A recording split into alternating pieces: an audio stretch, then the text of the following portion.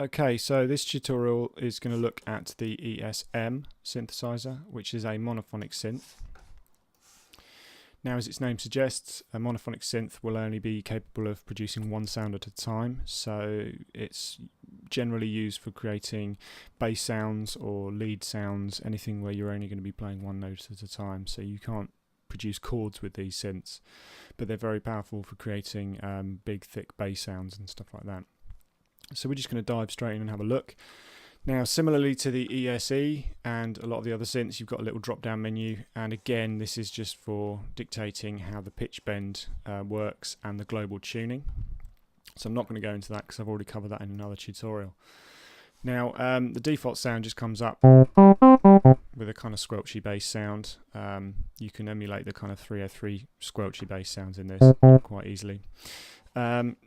Similar to the ESE, you've got this controllers to the range of notes, so we can go up or down an octave. So that's what the first control does. And you've also got glide, or portamento as it's formerly known, to make a pitch bend between the notes. So if it's completely off, if we hit another, hold one note and hit another one, it will jump straight to it. If we push this up a bit, it will glide to it. So you can actually get some nice pitch bend between the notes. Now, the next stage is the oscillator. This is another subtractive synthesizer, so we've got one oscillator, one oscillator phase, but you can actually blend two oscillators together. What you've got is you've either got a sawtooth or a square wave and a blend between the two. So at the moment we're just hearing the sawtooth. I'm just going to turn the cutoff filter open a bit so we can hear it. And as you notice, if I start to blend into the square wave is actually set an octave below. So you can add some extra bass in there. So you've got the two oscillators pitched an octave apart.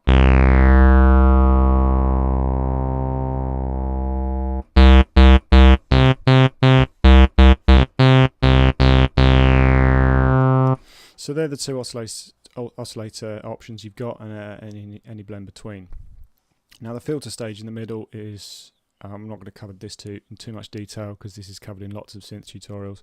It's essentially the same, whatever synth you look at, the cutoff will basically say anything above or below the cutoff will be affected. So in this instance, it's a low pass filter. So as we move this down, more high frequencies are cut out, leaving just the bass frequencies. So if I have it right the way down here, it's quite bassy. If we open it up, you'll hear more and more of the high frequencies as you scroll it up.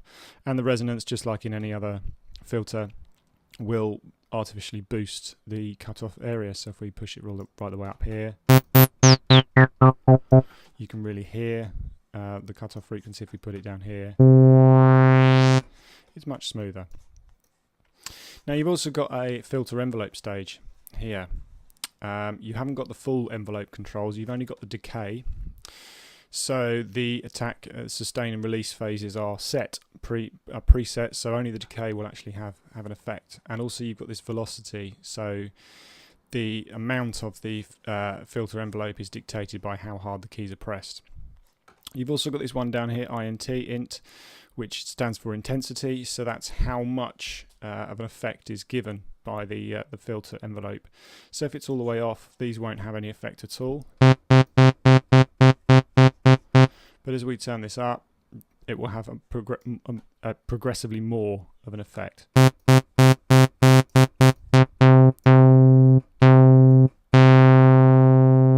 So if you can hear there, the filter is kind of decaying over time. If we turn this up even more, we can hear it even more. So you can actually get the cutoff to change over time on the envelope just with the decay phase. So the attack will always be set to 0, set to its fastest amount. You've then got this volume envelope as well. So similarly, you've only got the decay, so the attack, sustain and release are preset. And again, you've got the velocity control here as to, if you hit the keys harder, it will become more louder. You've got the overall control of the volume here as well. So that's the overall volume control, and you've got the decay phase here, so you can make the sound more. At the moment it's got its full decay, so we're hearing all of the notes. If we turn it down, it starts to cut off as the decay gets quicker. So you get more of a percussive kind of sound. And then the last phase is an overdrive section, for giving it some kind of valve overdrive kind of amp stage, just to kind of get a bit of distortion in the system there. So there you go, that's the synth basically. Quite a capable bass synth. So yeah, experiment with that and have fun.